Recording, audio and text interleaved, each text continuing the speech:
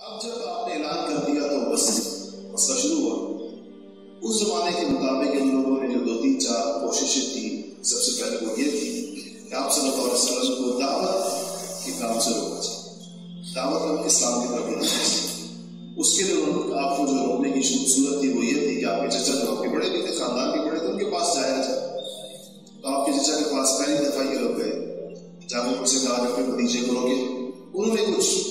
جسے کہتے ہیں بلطائف حیل، یعنی ان کو اچھے حیل و بہانوں سے وہ کیا کر دیا، ٹال دیا۔ دوسری دفعہ جب یہ لوگ گئے ہیں تو کچھ عرصے کے بعد جب دیکھا کہ اثر نہیں پڑا، اس دفعہ یہ سارے بڑے لوگ اکٹھے ہو گئے۔ سیرت نگاروں نے ان مشرکین کے سرداروں کے نام گنے ہیں جو دوسری دفعہ گئے، ساری ٹاپ لیڈرشپ ساری موجود ہے، ابو جہل بھی ہے، ابو لہب بھی ہے، اور ولید ابن مغیرہ بھی ہے، عتبہ بھی ہے، شیبہ بھی ہے، سارے کے سارے لوگ۔ انہوں نے جا کر اس دفعہ بہت ہی سنجیدہ پیغام دیا۔ طالب سے کہا کہ آپ بالکل آپ کے بھتیجے میں ریڈ لائن کراس کر دیا، اور یہ اور وہ، اور آپ سمجھائیں گے تو یہ ہو گئے وہ۔ اس پر ابو طالب نے جب آپ کو بلایا تو ابو طالب شدید گردن کشید اور حضور سے کہا کہ بھتیجے میرے بڑھاپے پہ رہو گا، میری طاقت سے زیادہ بوجھ مجھ پہ پڑ رہا ہے، یہ تمہاری قوم پوری لیڈرشپ جو ہو کر ساری قیادت، سارے مکہ کے چنے ہوئے سارے آئے، انہوں نے آخری بات مجھ سے کی، اتنے لوگوں کی مخالفت بول لینا میرے بس میں۔ اس پر آپ نے اپنا مشہور جواب دیا جو آپ کوسی کتابوں میں پڑھتے ہیں کہ اگر میرے دائیں ہاتھ پہ چاند اور بائیں ہاتھ پر سورج رکھتے تب بھی میں سکتے۔ پہلے آپ اندازہ ہو، آپ دیدہ اس بات کریں کہ آپ کو اندازہ ہوا کہ چچا کا ایک سہارا یہ بھی سائڈ پر ہوگا، کیونکہ انہوں نے کہا کہ بالکل سے مجھ پر میری طاقت سے زیادہ بوجھ پڑتا ہے جو میں برداشت نہیں کر سکتا، مجھ میں پڑتا۔ آپ نے یہ کیوں کہا کہ ایک ہاتھ پہ چاند اور ایک ہاتھ پہ سورج؟ یہ کیوں نہیں کہا ایک ہاتھ پہ پہاڑ رکھ دے، ایک ہاتھ پہ دریا رکھ دے، ایک ہاتھ پہ سورج رکھ دے، ایک ہاتھ پہ یہ چیز رکھ دے، ایک ہاتھ پہ چاند اور سورج کو آپ نے اپنے ہاتھوں رکھنے کا ذکر کیا؟ میں کہتا ہے کسی کو علماء نے لکھا ہے کہ چونکہ چاند اور سورج کیا ہے، روشنی، سورج دن کے وقت، چاند رات ہے۔ آپ جو دین لے کر آئے تھے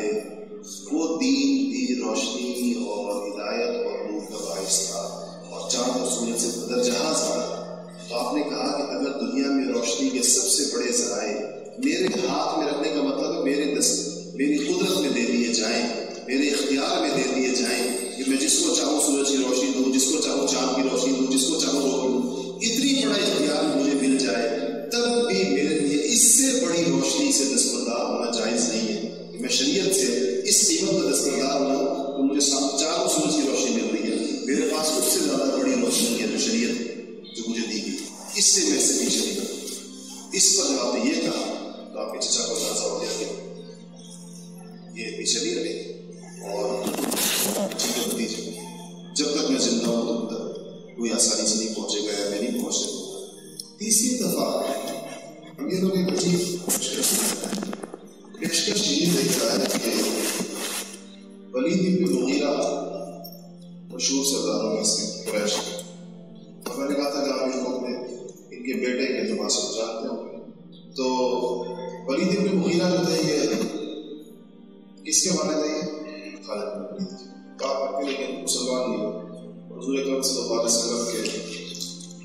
کچھ ان لوگوں سے سخت تکلیفیں پہنچی، ان میں سے کہ ولید بن مغیرہ بھی شمار بڑے لوگوں میں ہوتا تھا، مکہ مکرمہ کے بڑے لوگوں میں، تو ان کا اس کا ایک بیٹا تھا، اس کا نام عمارہ تھا، خالد بن ولید کا بھائی ہوا، اس کو لے کر آئے ابو طالب کے پاس مکہ والے، ان سے کہا کہ بات یہ ہے کہ آپ ایسا کر لیں کہ یہ لڑکا ہے نوجوان اور مکہ کے بڑے سمجھدار، حسین و جمیل، خوبصورت، حسب نسب والا، لحاظ سے اس کی